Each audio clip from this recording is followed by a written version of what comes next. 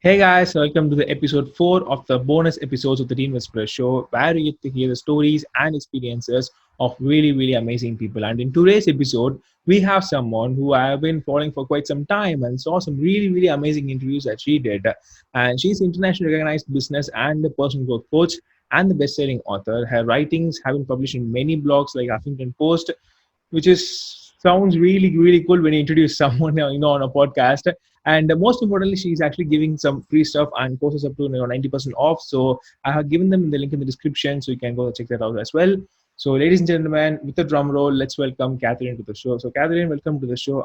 Please tell about yourself and your career and things that you've been doing so far.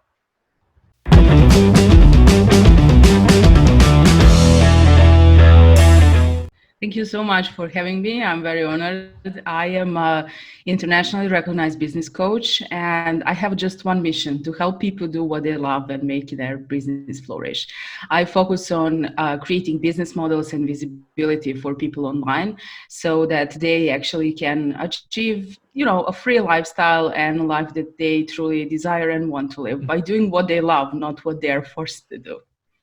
Yeah, I completely agree on that. And just to give us things, I actually recently recently saw your post, 7 hours ago, I think. So it was about you in the sun, in a place of full of sunflowers and everything about talking about life and everything and stuff. So can you please elaborate about that? I mean, like, how would it actually feel, being on the field like that? Because it's rare to get an opportunity like that for to get out of this urban areas and to get kind of opportunity to, I don't know, even to stand in the particular kind of places. So what's your experience on just curious question about that? Well, actually, I was driving. We were going to a castle. My son is 3 and 5 years old, and he likes to visit castles. So we were going to visit one castle, and I saw the sunflowers, and I just stopped and went to create a piece of content for my audience.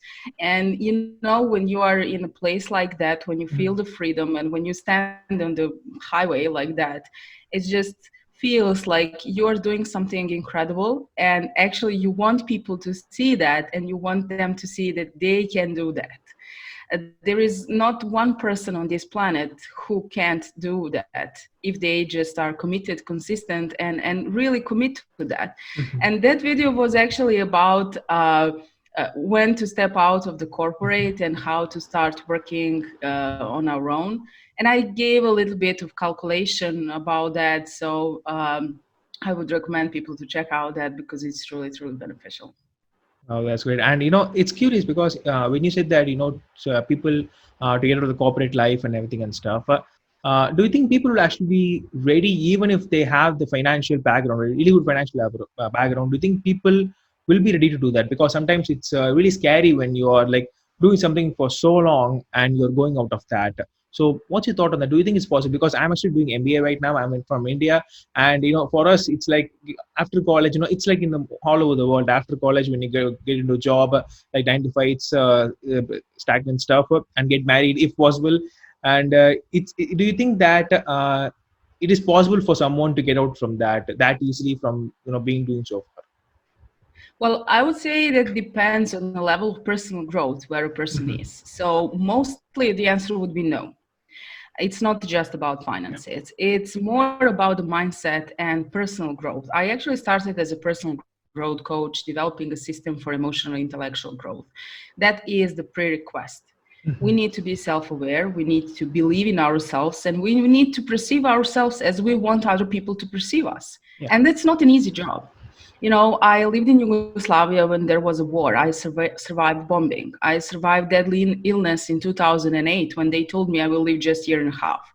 I became mom when they told me that that's biologically impossible because I was diagnosed with infertility. And now I'm standing here in my power saying that it is possible. Yeah. But we need to eliminate all the blockages that we have in our minds and our hearts first. So Mhm. everything regarding the fear, the procrastination, any kind of destructive behavior needs to be dealt with first. So I was working on my self growth from, I don't know, maybe after college right away. So now I'm 37. That would mean like a decade and a half. And I would say the sooner we start, we will Mhm. be more powerful stand in our power. What does that mean is that actually the energy that we show into the world comes back to us. And if we show that we are not ready, no matter the financial state, we will not be ready, because we will not know how to actually invest or how to use that money in the best way for us to build our business. So from one side, it is a know-how. It is, you need to know how to build your business. But first, it comes self-awareness and self-growth and self-love. We need to believe that we are enough. And from that perspective, when we start believing, and to be honest, I started without even having an idea that I'm going to start. I published a book first, Yeah. and my book became a bestseller on its release day. And people started reaching out to me. So I was like, oh, wow, I should create something out of this. And this is how things started, from the heart, not from the mind. Oh, that's great. And just one thing before going on to your area of expertise is that many people say that I'm a personal growth expert, personal coach and everything and stuff. I mean, like there are tons of people out there, okay. But what do you actually think that makes them that personal coach? Because you might have a different character, everything and stuff. Just because you're a personal coach doesn't mean that you don't feel pain, or you don't get sad, everything and stuff. People do get all of that. So do you think that being a personal coach, it actually means like something, how to say, to be more than human? So you are actually 1% of the population. So for the guys who are listening, she's actually 1% of the population. She's tested with more than, that IQ stuff. And No, I yeah, that's didn't great. say that. That's the fact. I didn't say that. Oh, yeah, So yeah. I'm a member of Mensa, and they tested my IQ, and that's what they said. Yeah. I just feel myself as one of the people. And if that is my talent, like everyone has a talent, someone knows how to play tennis, someone knows how to play piano.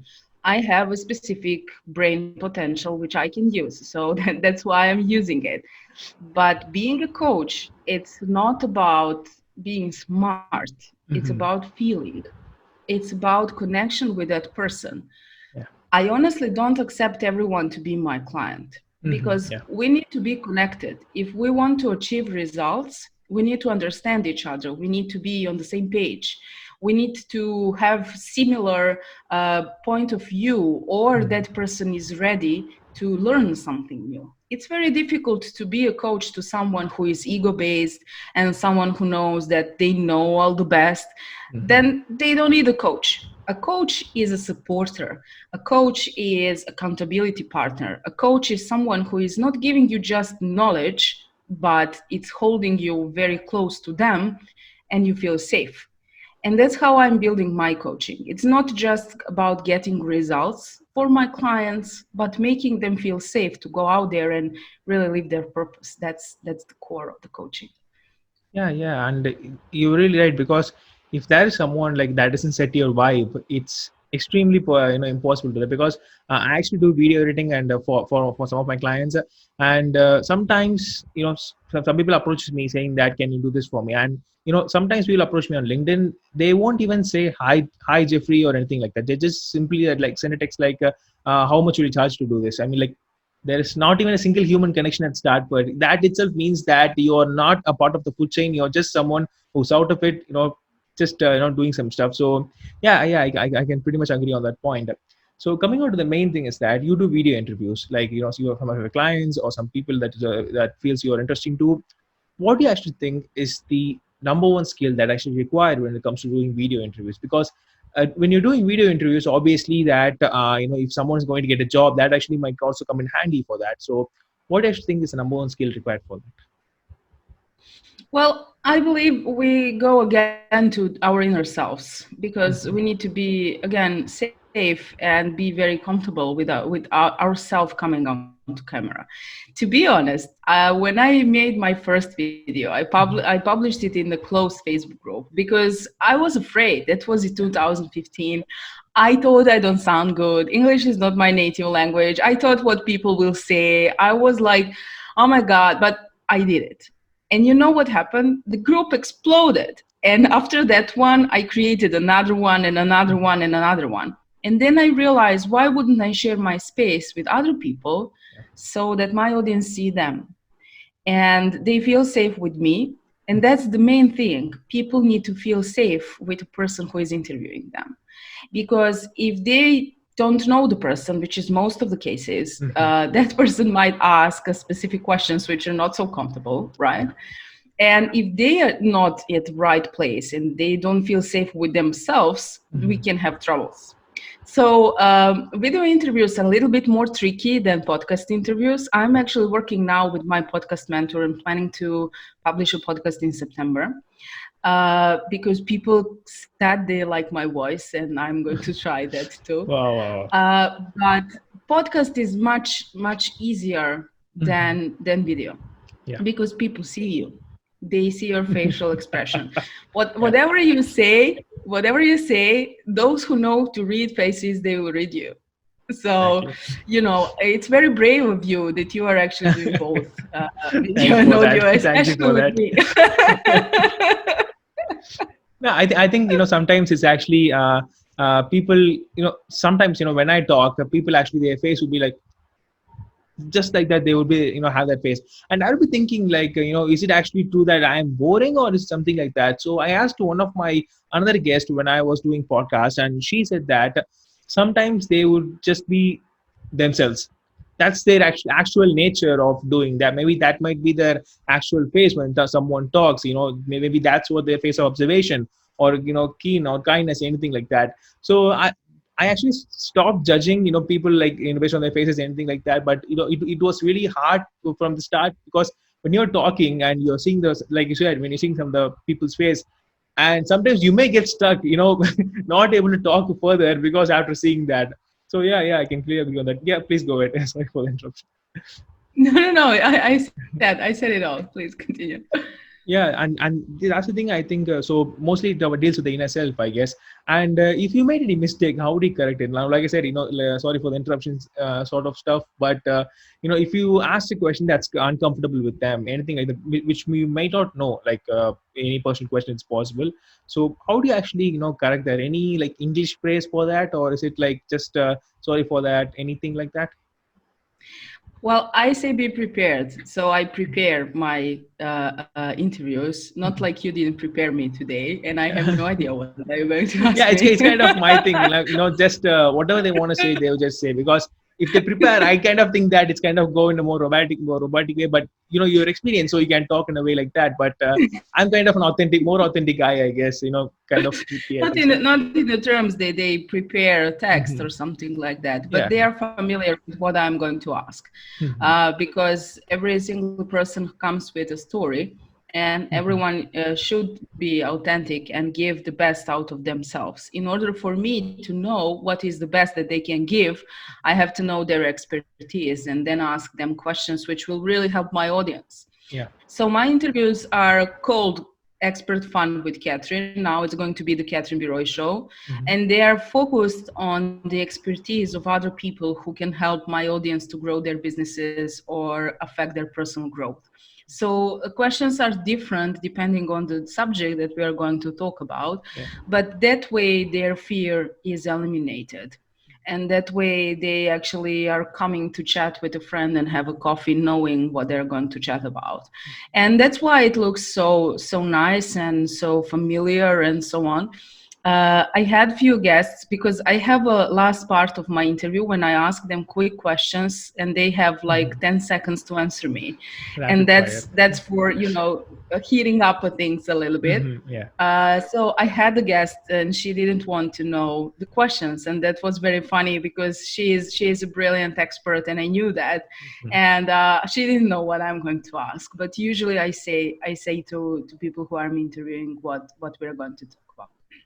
Wow, that's great. I mean, like sometimes people will say that you don't provide any questions. That actually makes me kind of guilty. But being the podcast host, I think that it's kind of, I don't know, made me like in a kind of an authority, not in egoistic way, but still I kind of want my podcast because if I can enjoy the conversation, obviously my audience will obviously too. So that's one of the things that I kind of do. That I'm sorry I didn't send the questions, but still it's kind Don't of that. feel guilty. Don't feel Yeah. guilty. We all do things on our way, and the aim, the goal of your podcast might be different than Yeah. mine. My goal is specifically clear. I need tips and tricks for Mhm. people who want to grow their business, and therefore if I'm not stress management coach, I can't dive deep into that subject. But if I'm inviting an expert who is, then she definitely can. And my job is to lead her to give the best value to my audience. So, it truly depends on the goal which we want to achieve with that podcast or a video series. And I can't wait for my podcast to come out, actually, because today I asked the guys on Facebook Mhm. what do they think about my covers. I gave them three options, and I was amazed, like more than 100 people Oh. responded on that. So yeah, I am very excited, although I didn't want to start a podcast, but obviously I'm doing that. Yeah, I think actually many people are saying that starting the podcast is really great now. And by the way, what's your native language actually? My native language is Serbian. Serbian. Yeah, Serbian, I yeah. actually know Not someone Syrian, else. Serbian. I actually know someone from Serbia. I think he's called Miha Matlievski. I actually had him, during my second episode of the podcast, and he always says that, it's. I don't necessarily remember, but he actually sounded like Russian. Okay, but I was really afraid to ask that. I mean, like, Russian, because too much racism was actually going. So you can't even ask the question, freely or friendly. It might even end up murder or anything like Well, that. people usually tell me like I Mhm. have like a Russian mafia accent or Yeah, something like that, exactly. His words and exactly too. and that's why I was afraid. But my Mhm. first mentor, Brian McGill, who is a very powerful public person, Mhm. when I told him that, he said, even if you go to a toilet to make a coffee, it would sound smart. So just do it. Yeah, and and it I will and I sound and cool I as lost well. that fear. Yeah, it sounds cool, but basically, we all have different kinds of fear. Mhm. That's normal. It Yeah. would be like very very stupid from me to say like, hey, I'm like doing this and that. No, I always have a kind of an excitement. I Mhm. learned how to turn fear to excitement, but it's very obvious that we're speaking foreign language now, trying to connect with each other. So I think it needs much more courage and much more strength to do Mhm. that. If you are doing this in your language, it would be much easier for sure.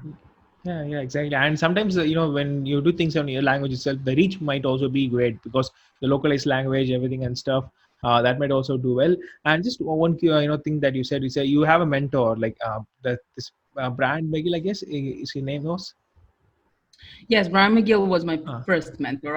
I have a lot of mentors now. Wow. And that's just curious. How do you actually get mentors? Because I'm actually kind of, uh, you know, I actually always wanted a mentor, someone to look up to and everything and stuff. But sometimes it's hard because I just want to try everything out and then just experience and everything, like do everything and regret nothing kind of guy. I It has also many downsides for that. But how do you actually find the mentors and just relate to them? Is it possible, like? It can be your dad or mother, anything like that. But professionally, how do you actually find those people? Is there any places like that?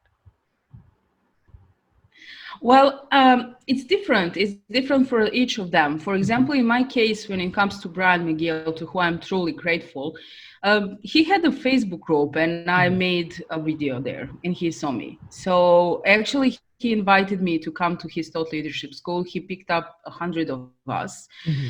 and he was mentoring us about our personal branding, online presence, and building ourselves online as a thought leaders.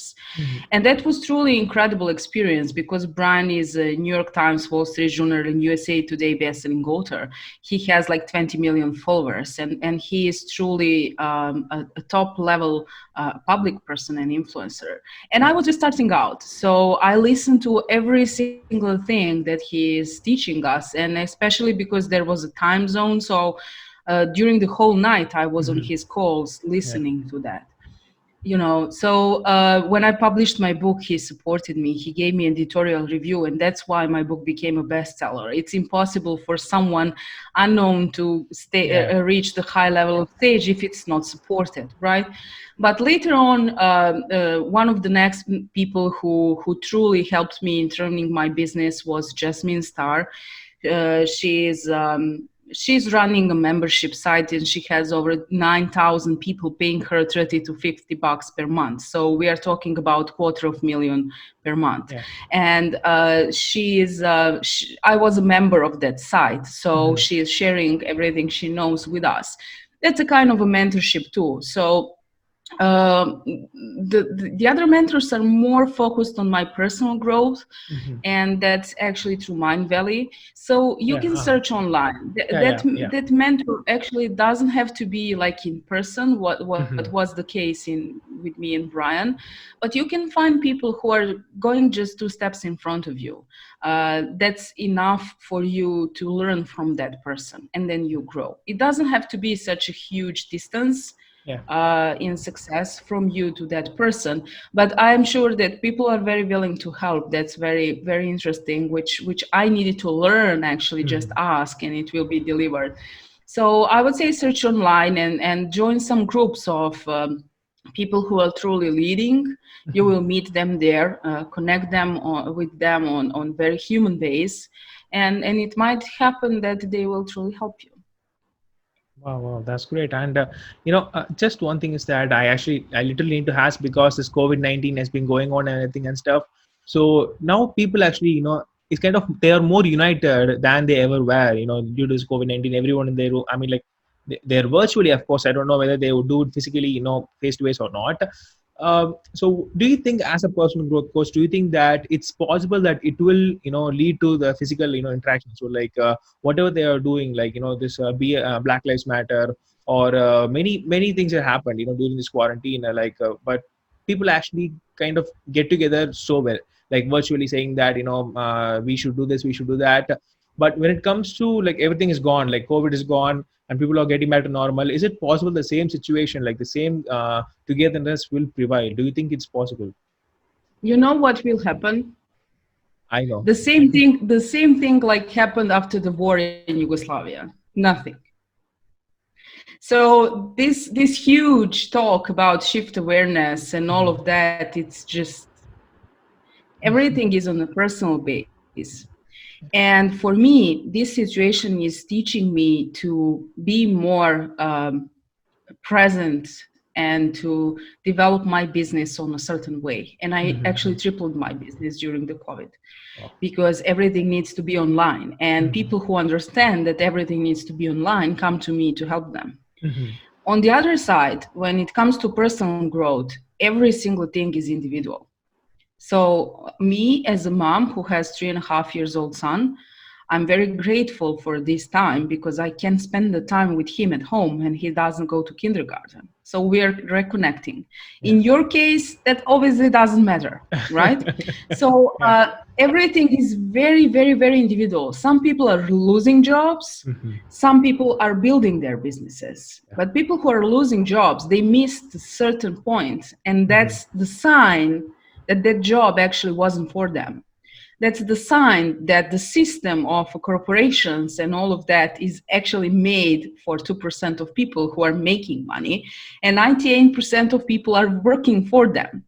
So it's very difficult to address to this point in general perspective. What I believe that there is a certain number of people who will start being more aware of their Yeah. own presence, their own power, and their own effect on this world. On the other side, the fear is growing, uncertainty is growing. So some people will be more in touch with their families. Mhm. Other people will just fight more with their families because they didn't choose the partner right. Yeah. And that's how I perceive things. When they told me I will live just year and a half, that completely changed my perspective of life. Mhm.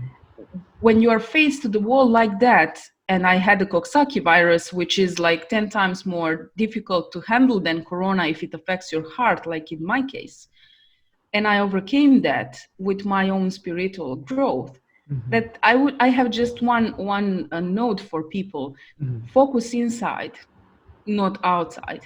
It's time to grow our inner self, because now we have time for that, and we will might never in the history or in the civilization have again this amount of time.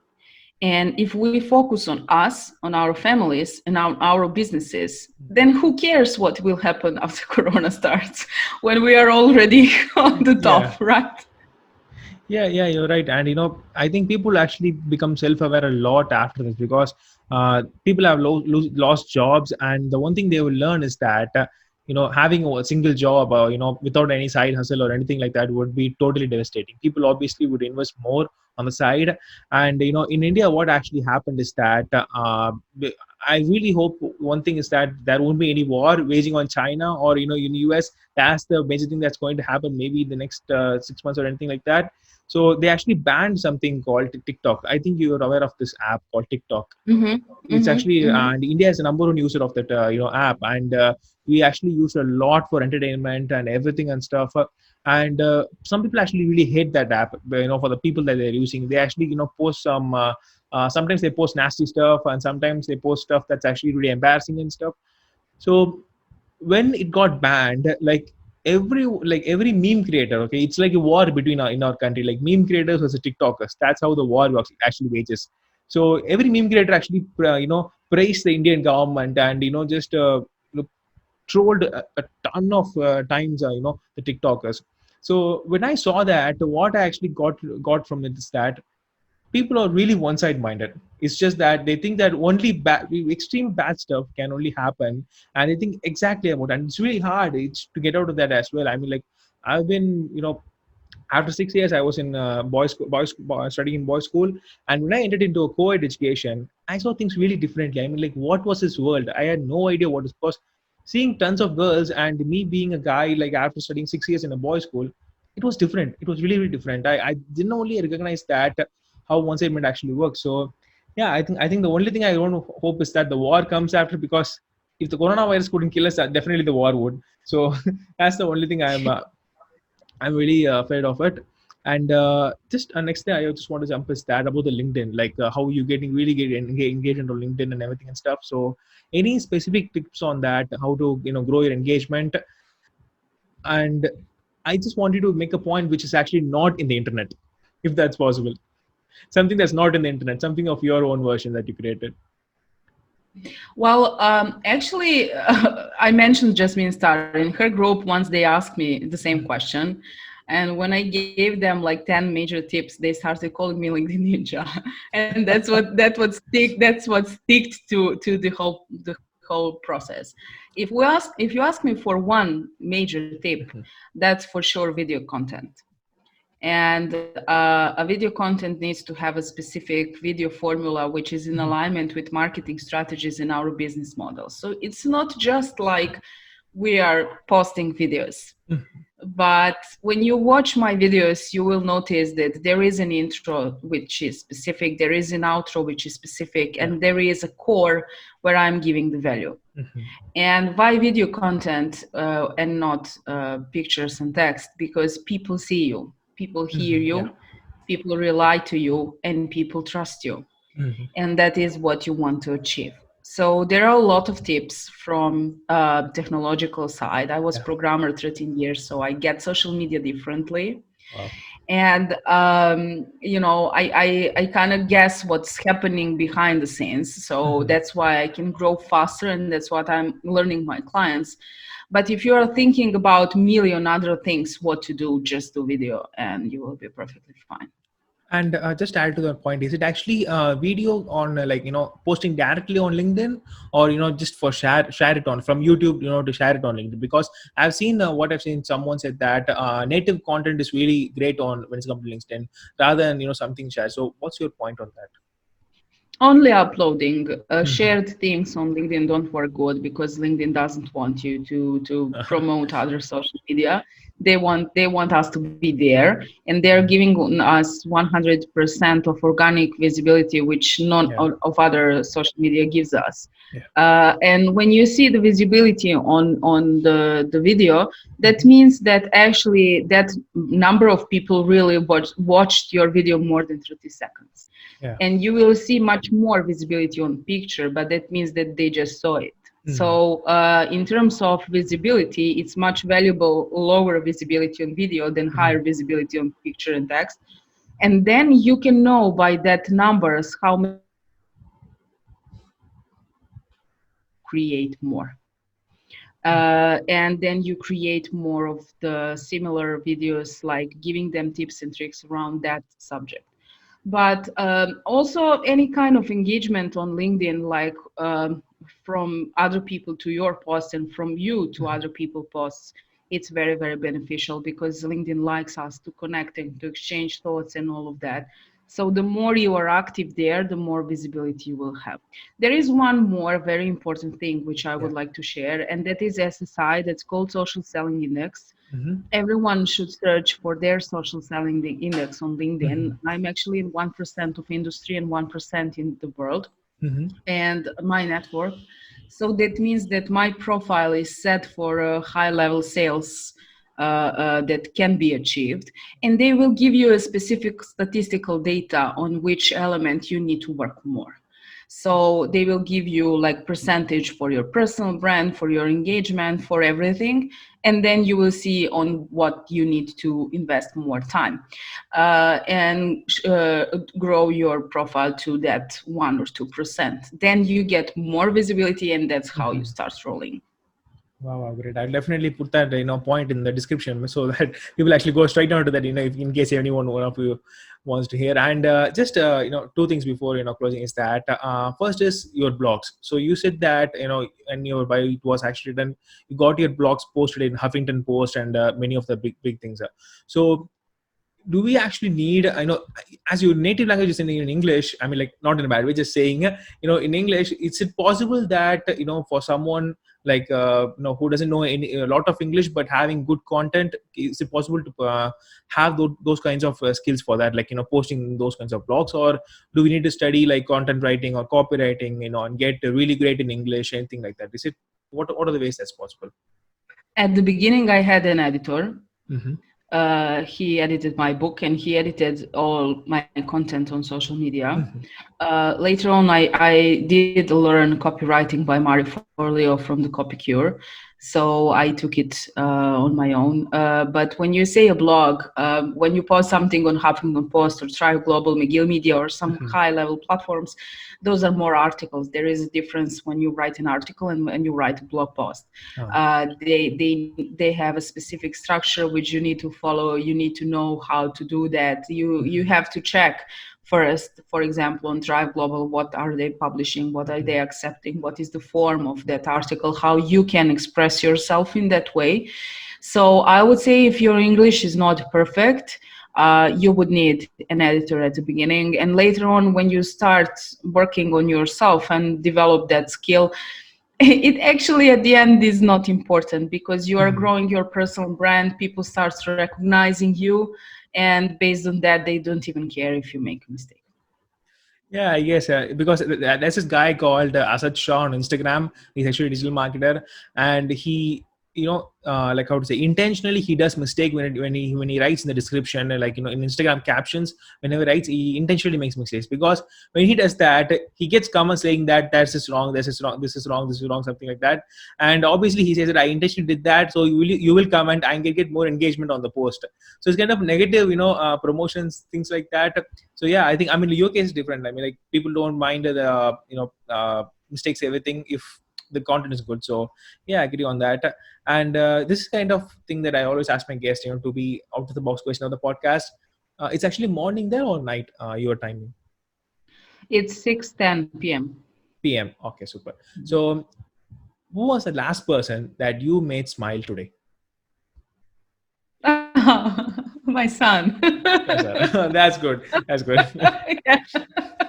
And I remember what happened, so that's why I was laughing. Wow, I that's mean, good. he is a kid. He is obviously very easy to have fun with. But yeah, he was laughing so hard because I made a mistake. I was trying to put a video on YouTube for him, and then commercial started, and I started to fix that. And he said like, "Mom," and he started to laugh like, "You don't know to do that."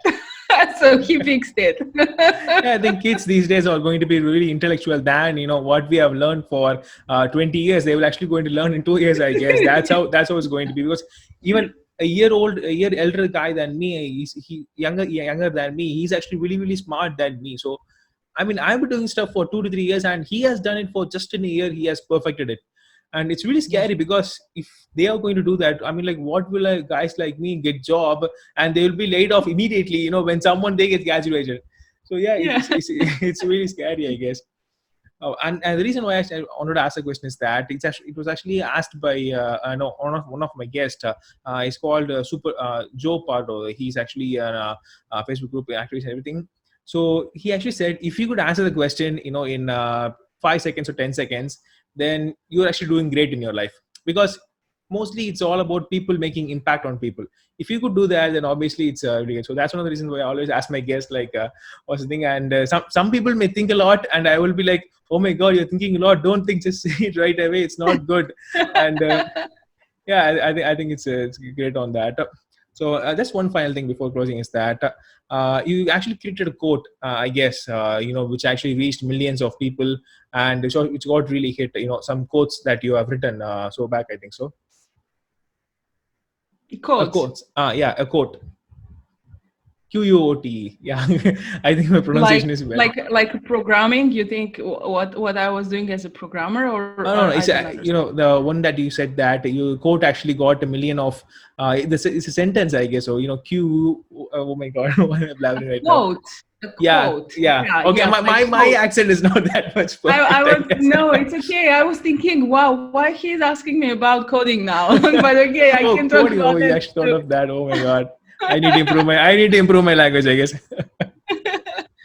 Quote. Yes, my quote was 1.2 million reach in less than Mhm, 7 hours. Again, that this is what happens. Actually, I made a video in the Brian's group back then, and I was talking about love. mhm, And I said that the only absolute truth is that I'm the only person who is going to spend the entire lifetime with myself. mhm. It's not sure that anyone else will. Yeah. And if I don't love myself and I don't have a good relationship with myself, then how I can have a good relationship with anyone else? And I thought that was just, a regular thing. But Mhm, one of the members, Sarah, she saw that and she created a quote, and people loved it so much. She made a poster out of it. We posted it on Facebook, and I had no idea. People started calling me, but actually Brian and his crew saw that, and a lot of other influencers who were working there, like people who even have Emmy awards, and they are very famous in USA, and they started sharing it all over the place. wow. And yeah, my quote became viral. Then they actually created asked me to give them a quote, so they made a poster out of it and posted everywhere, so it reached much more than 1.2 million people.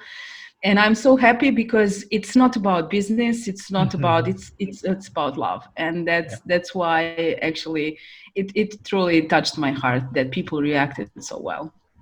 Wow, wow, wow, that's great. I mean, people from Emmy Awards call you. Wow, that's amazing. Wow, like, I guess it's actually really amazing, because people actually who can connect with someone else with respect to life is actually really more, I think, engaging and how to say truthful, rather than just on business, I guess. But it's really rare to get that.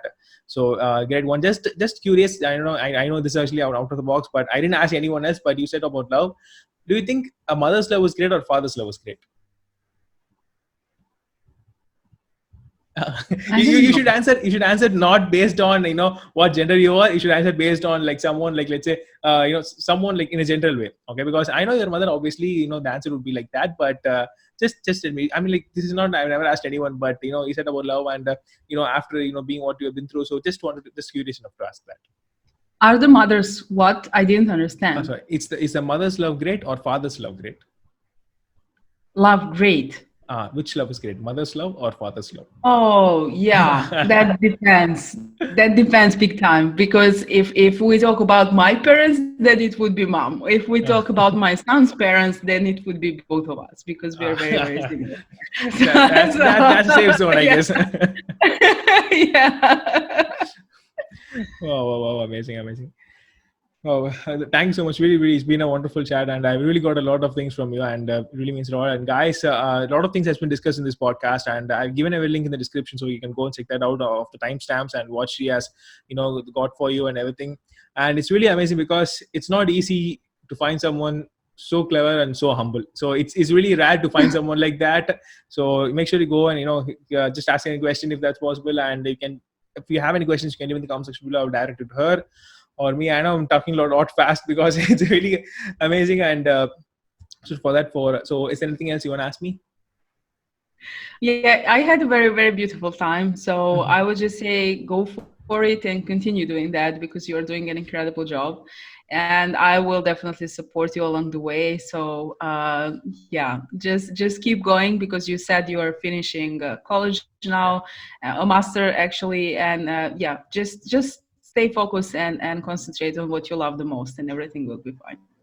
Yeah, I'm really trying on that. So let's hope it ends well. I think so. So Yeah, thanks so much, guys. Thanks so much for listening. And if there's anything else, just let us know. And I'll see you guys next podcast. Thank you, Catherine. thank you.